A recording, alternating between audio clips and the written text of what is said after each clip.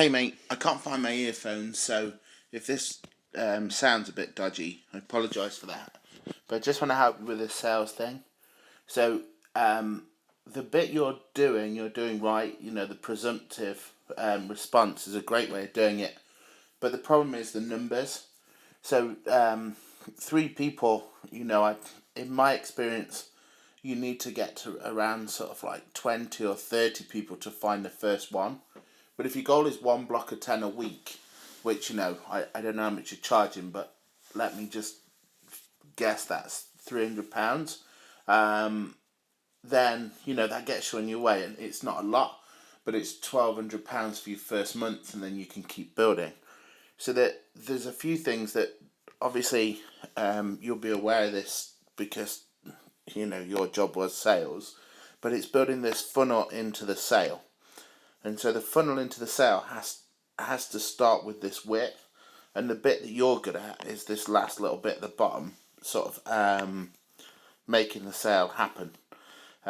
So what I'm trying to say is, it's here that you need to concentrate, because here you're really good, and this bit is getting people into this sale. Now, it used to be really easy because all you do is go and talk to loads of people on the gym floor, and then they sign up. But the problem is now everyone's talking to everyone on the gym floor, so to get people through the door is quite tough. So what you need to think about is that you need social media to give you that first sort of response to get people in the door.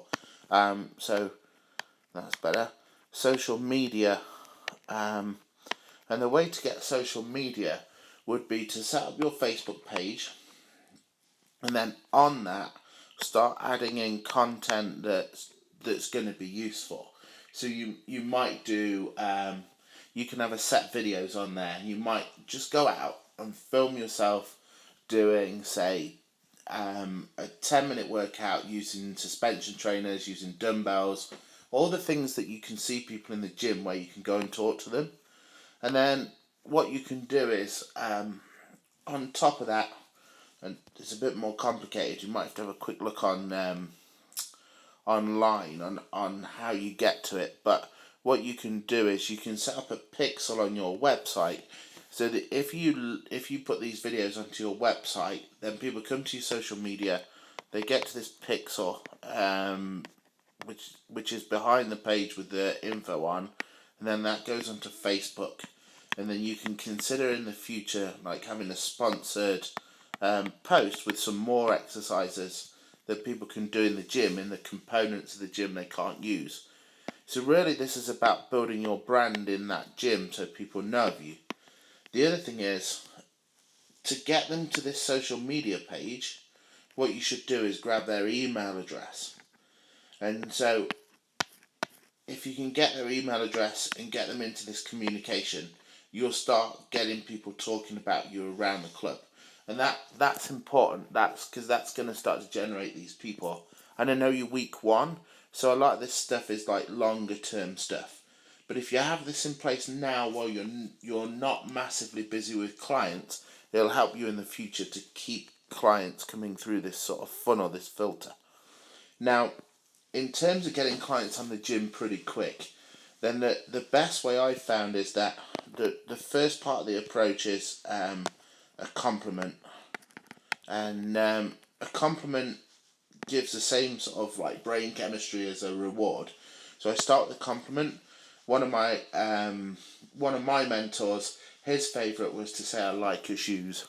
So you just go in and go, "Love those shoes. I was going to get a pair," and they start there. And then what they do is they compliment the exercise. So compliment one is normally like something non-fitness.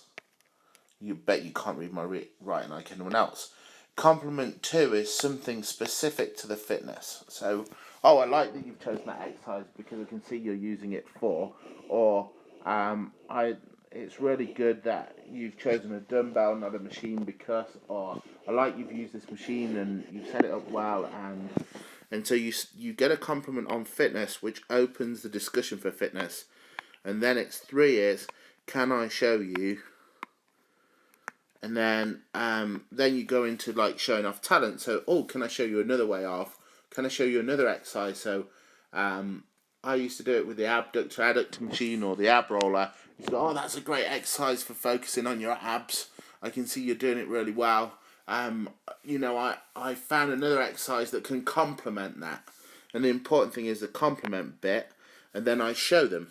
And then here's the clever bit. Then you say, look, if I had a bit more time with you, I'd love to show you like a load of workout or something else. And I know it says personal trainer on my back, so you probably think I'm going to push you for that. Well, I have to make a living, so I'll obviously ask you.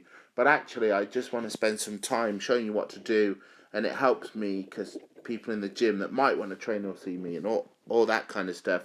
So you're giving them the opportunity to do you a favour.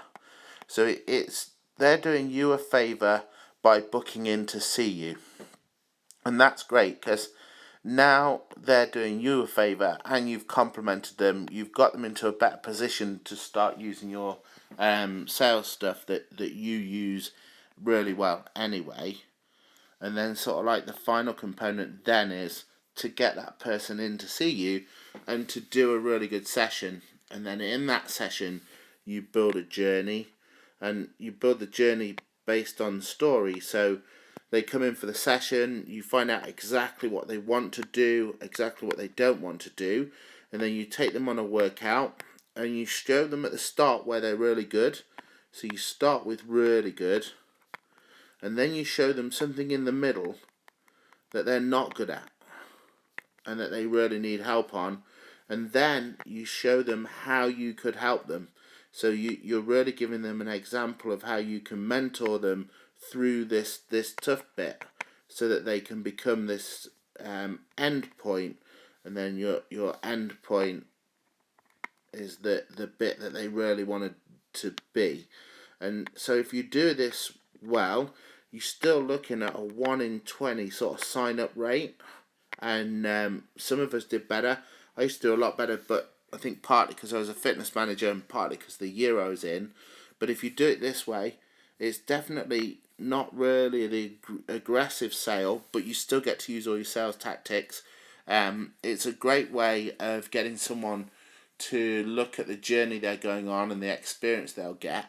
It's a great way of you showing them what's possible while not forcing them to do things they don't want to do, and it'll make you different in the gym. The other component there is if you've got time, whenever you get hold of them anywhere in the gym, then if they're doing something and you have the time, do it with them or do it for them. So throw in an assisted stretch, throw in a mini workout, do a set with them, spot them for a set, encourage them, just do like 20 minutes that's non-formal, just because they're there. And what I used to do was I used to go up to the client trainer. I used to go, hey, I've got 20 minutes and I've not got any clients in, and all I'm going to be doing is sat there talking, or I'm just going to have to go and walk off or play on my phone. I thought it would be really cool if I could help you. I don't want any money for it. I'm not trying to book anything in. If I only say that if they think it's suspicious, which it isn't. You're just saying to them, really, can I demo how good I am and how good this session will be if I'm around? And I work with them, tell them who I am, tell them what I'm doing. Say obviously I need clients to be able to stay, and then I just leave it at that. But what you've got to think is you've got to build this big show. And if you build this big show, then that will make you the person to go to in the gym, and the friendly person, and the one with all the advice, and that's how you start to get people in. So I did that. And I saw a lot of people, and everyone I saw at the end, I used to ask them in. It was rather than presumptive, it was the opposite way. I went over British. He was going to go, well, I hope you enjoyed that. It was pretty awesome, eh? Look, this is my living, so it'd be really cool if you were considering personal training to give me a go at this. And I'm brand new, so my first sort of like 5 clients, I'm going to do a special deal, and I'm going to keep them for as long as I can. So, I can do something special for you this week if you want it. But obviously if you don't want PT, that's cool. I've really enjoyed training you. And not only that, if you know someone, it'd be really cool. Even if they just want to experience this that I've just done, that'd be really great if you could pass them on to me.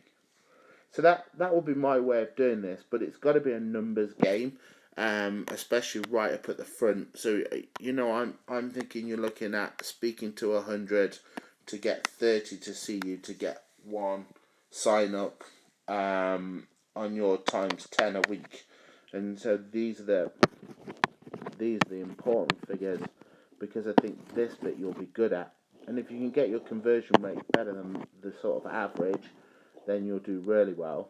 I've just done a thing on this, and the problem you're going to face is that as personal trainers come through, so where you are now, it's like you're full of confidence but not full of sales, and that can sometimes hit your confidence. Then you'll sell a few, and then a lot of trainers slump again. And what you need to do is prepare here for this slump there, and that's all the stuff I said at the start.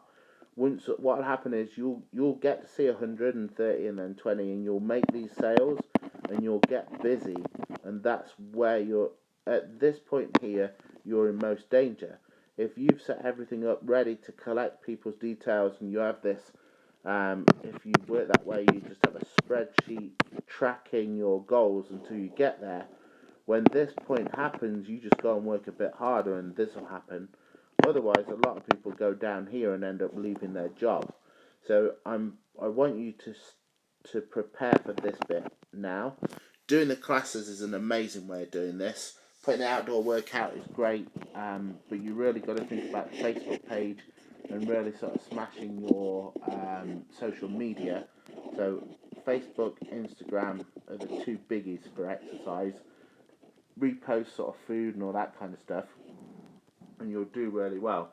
One of the girls that works with Glenn, she's smashing sales, just doing really good photos of food, just creating this community and this group that's been really good for her. So go for that, mate. I thought it'd be easier to do it this way than try and type all that, because it's a lot of information.